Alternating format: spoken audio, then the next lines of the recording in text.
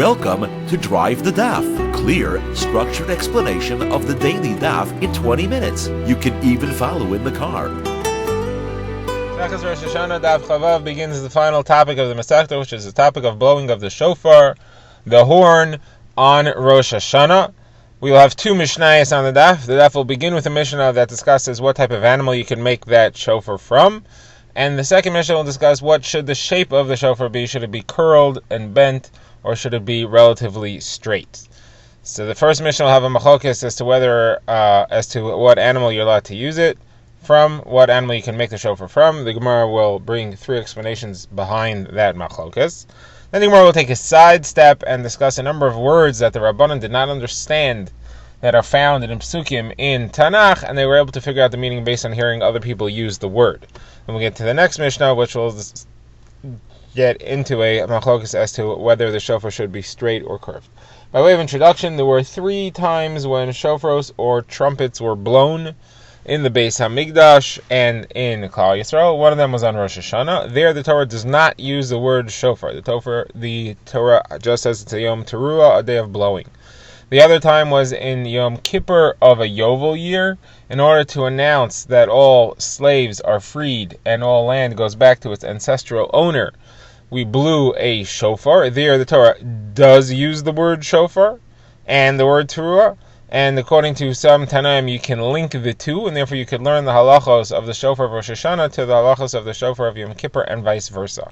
Now, the third time there was blowing was trumpets mainly, and that was when there was a fast day that was decreed because of some tzara, because of some difficult situation, that then in the times of the Beis Hamikdash, trumpets were blown to alert people of the fast day and to inspire them to do tshuva. Those trumpets were accompanied by shofaros, as we shall see. So let's begin our first Mishnah. The Mishnah says that you should use the horn of a sheep or a goat for Rosh Hashanah. It refers to the Yovel. Yovel is a Hebrew word which the Mishnah says means a male sheep, a ram. Rashi says that we're referring to, when we speak about the shofar of a sheep or a ram, we're referring to an ayil, which is a ram, or a yoel, which is a wild goat, an ibex that lives in the hills around Yerushalayim. Now, so you're certainly allowed to use that for the shofar. The question is, can you also use a horn made from the horn of a cow?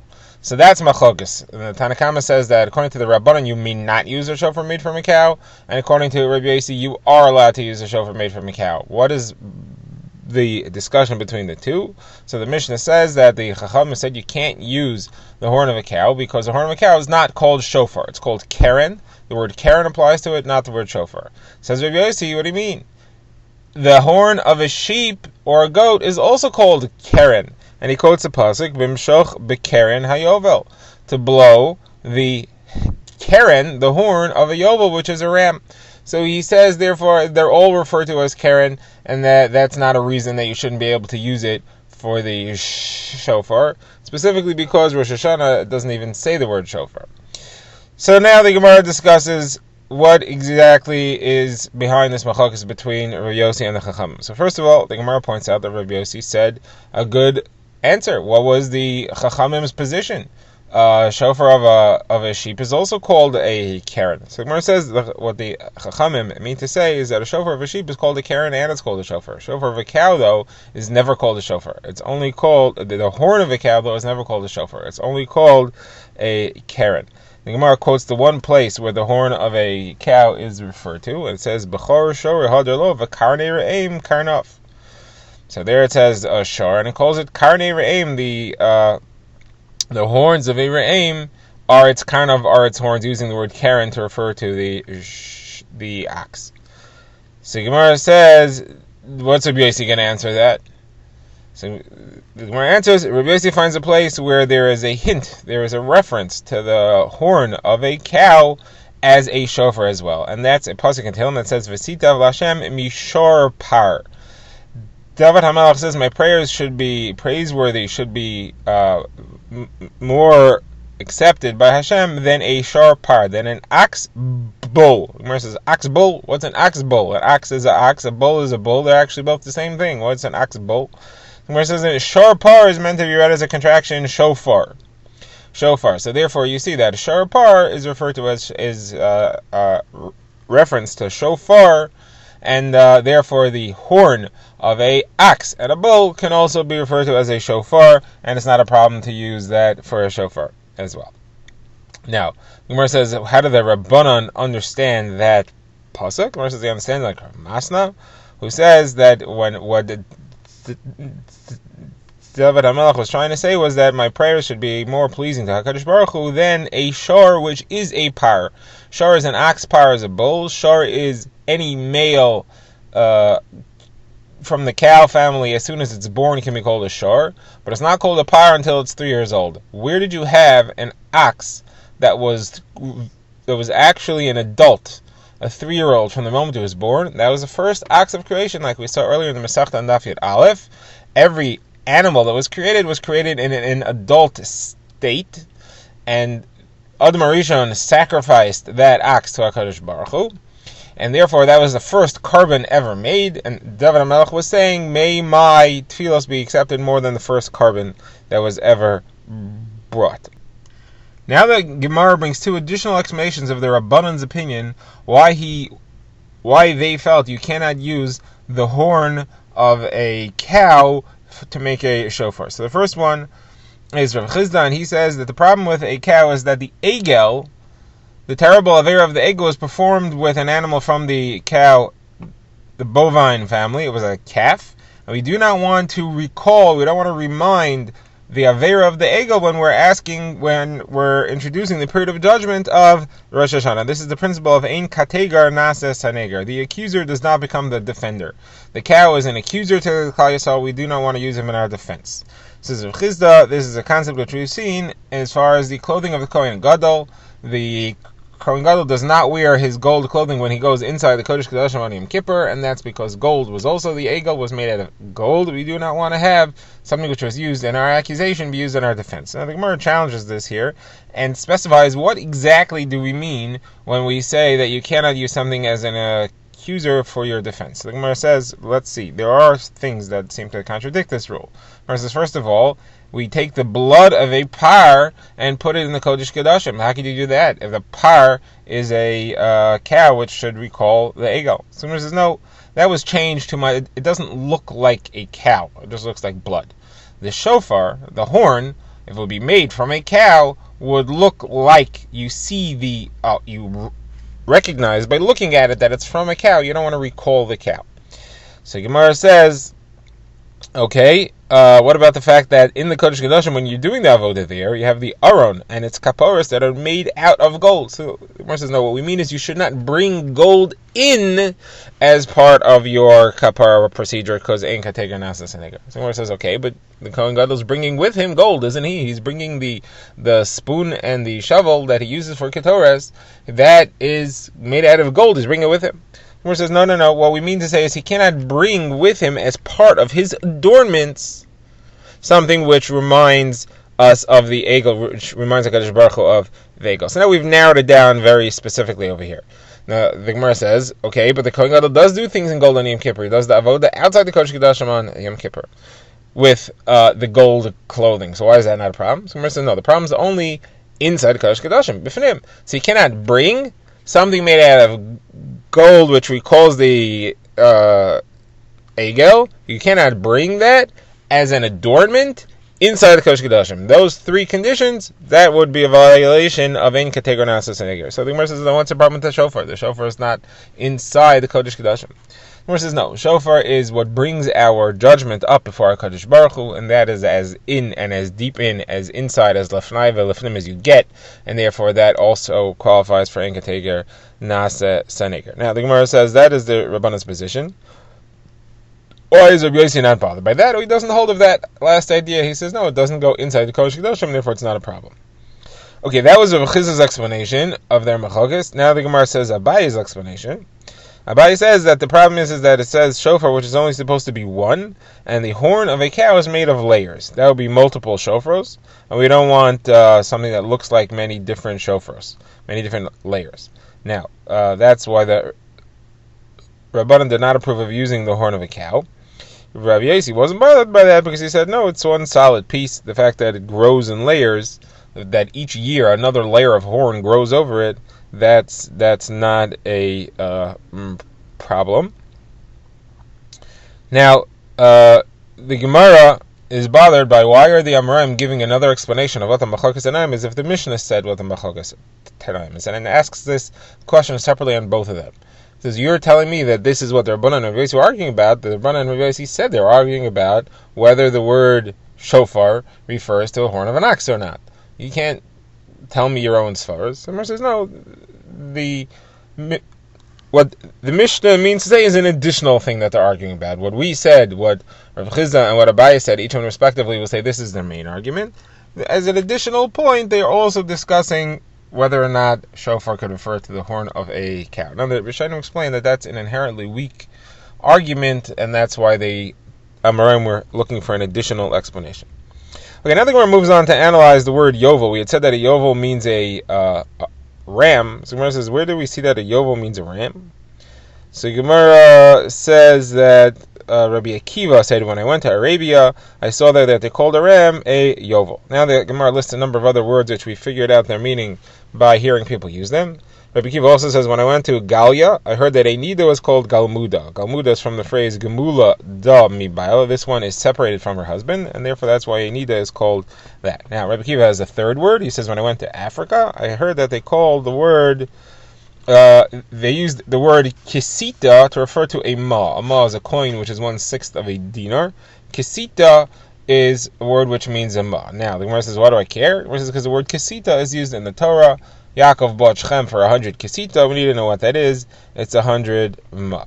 Says Rabbi, I went to the villages near the sea, and I saw there that a sail, they used the word kira for, a chira. Instead of mechira, they said kira. Gemara says, why do I care about that? Gemara says, again, Yosef said to Paro, I need to take Yaakov up for kavura, for burial in Eretz Yisrael, because he told me that you need to bury me in the grave, asher karisili, that I karisili. Karisili we thought means to dig. The Gemara says no. Karisi is like the word mechiro. It means bought.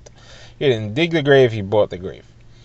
Another word, Reish Lakish says, what is the meaning of the word Yifei Nof Mesos Kol Haaretz? The beauty of the Nof is the entire land of Eretz Yisrael. So Reish Lakish says, when I went to the border of Kan Nesharia, I heard that they used the word Ninfi to refer to a kala. Ninfi meant a bride, and therefore Yifei Nof means a beautiful bride. Reish Lakish also said, what is a sechvi? Sechvi refers to a chicken or a rooster. Now, where do we need to know the word sechvi? Where it says, it's from the pasuk that says, Mi shas betuchos chachma ominasan la sechvi vina. Eov says, who gave wisdom to the smooth ones, or who gave understanding to the sechvi. So sechvi is the rooster. The rooster has understanding. He knows when the moment of dawn is, and that's when he crows. Now, what does the other half of the pasuk mean? Who gave wisdom to the tuchos? Tuchos refer to the kidneys.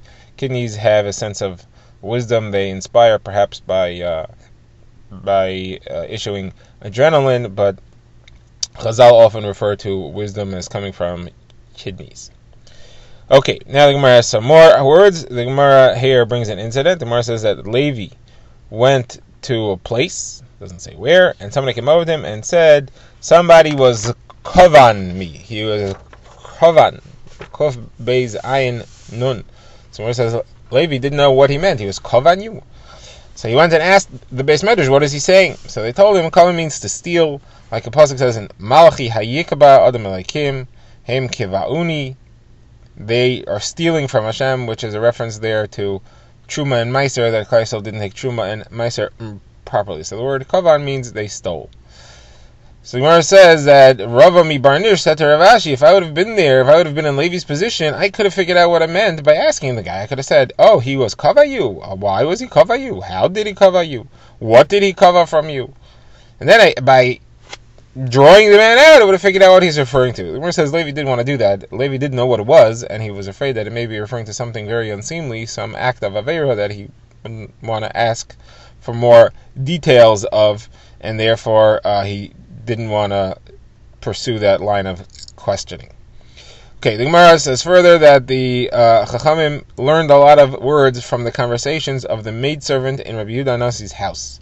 So first of all, they didn't know what the word Seirugin means. There's a Mishnah that says if you read the Megillah, B'Seirugin your Yaitza, they know what that means, and they heard that she said, this maidservant said to the Chachamim, how long are you going to come into the house in Seirugin? Seirugin means in separate groups, one at a time, instead of all coming at once. And that was what she was saying to them, and there they learned the meaning of the word Sirugin. Another thing they did not know was the meaning of the word Chalag Logos.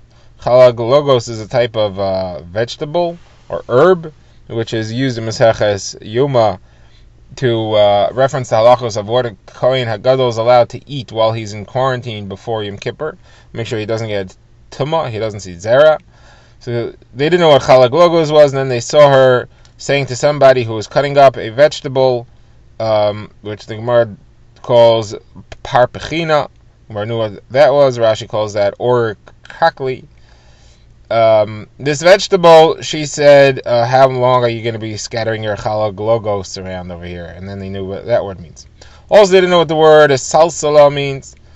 Plus again, Mishlei says, Salsaleha usarei mimeka, you should be misalsal Torah and it will lift you up. They didn't know what that means, and they heard her say to someone, how long are you going to be misalsal your hair? The guy was curling his hair, and that taught them that salsal means to turn things over, to dig in deeply, and we should be digging into the Torah. That was what salsal of the Torah means. Another thing we did not know is what the word ta'atase, ta'ata, what does that mean? The Gemara says they heard her say to someone else, take a ta'atisa and do some ta'ati, and they understood that it means sweeping. Take a broom and sweep the floor. That's what she said. Last thing here is we didn't know what the word Yehovcha means. It says Hashach Hashem Yehovcha, throw on Hashem your Yehov, and he will support you. Versus Rabbi Bar Chana was walking on the street carrying a heavy burden, and somebody said to him, hey, give me your Yehov. And then he understood that refers to a heavy burden. Now this takes us to the next Mishnah. The Mishnah discusses the halachos of what shape the shofar should be.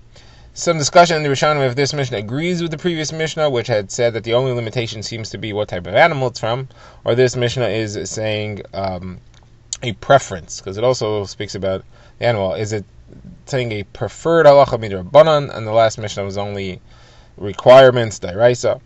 But again, this Mishnah also has a machlokas. And we're going to be discussing here the shofar of Rosh Hashanah and the shofar of Tanis throughout the year and the shofar of Yom Kippur. So the Mishnah begins and it says the shofar in Rosh Hashanah in the Beis HaMikdash was straight. That's what the Tanna Kama says. That was straight. And it was from a Ya'el, from a wild goat, which has straight horns. It was also plated in gold. That we don't do, but in the Beis HaMikdash they plated it with gold. Now it was also flanked by two trumpets on the side, and they all blew together, and the shofar extended its blowing longer because that was the main one, and that's the one that people had to hear. The two trumpets on the side were for kavod, but the main mitzvah of the day is for the shofar. Now as far as the Tainus fast days that are declared throughout the year, there you have shofars as well. The trumpets there are in the middle because that's the main thing you blow, but they're flanked by shofars on the side. Those are curled. Those are made from rams, and those are curled, and they are plated in silver. Over there, the trumpets are in the middle because that's the main thing, and they blow long while the shofars blow short. Now, what about Yom Kippur? What about Yovel on Yom Kippur? So the Tanna Kama says that's the same as Rosh Hashanah, long and straight. It also has the same halachas as far as how you blow and the brachas that you make. Rosh Hashanah of Yovel, we would also say the 9 brachas of that is Yom Kippur of Yovel. We would also say the 9 brachas that we say every Rosh Hashanah. Okay, this is all the Tanna Kama. Rabbi Yehuda says he argues on Rosh Hashanah and on Yovel. He says that on Rosh Hashanah they used curled ram's horns. Yovel they used straight ones of a Ya'el, of an ibex. So what do we end up having? Everybody agrees that on Yom Kippur they used straight horns of an ibex, and on Rosh Hashanah, Zemachokas, the Tanna Kama says that they used straight horns just like Yom Kippur. Rashi explains that the Tanna Kama held of the Gzeira Shava connecting Yom Kippur of Yovel with Rosh Hashanah, and therefore it had to be the same horn.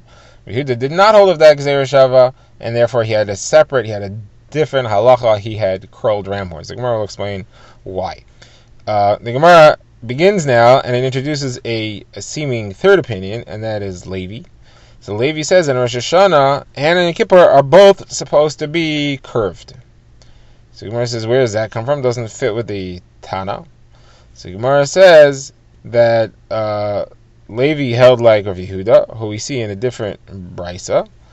And Rav Yehuda says on Rosh Hashanah they would blow curved ram's horns, and on Yovel they blew straight horns of a Yael. So the Gemara says, well, why doesn't he just say that the halacha is like Rav Yehuda? The Gemara says he doesn't fully agree with Rav Yehuda. Rav Yehuda said you blow a straight one on Yom Kippur Yovel. He said you blow a curved one for both times.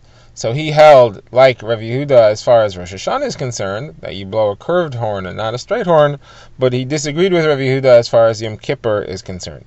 How does he have a right to do that? He doesn't hold like anybody. So Rashi explains, simple, he does hold of the Gzeira Shava, and therefore he holds that whatever the halacha is on Rosh Hashanah has to be on Yom Kippur as well.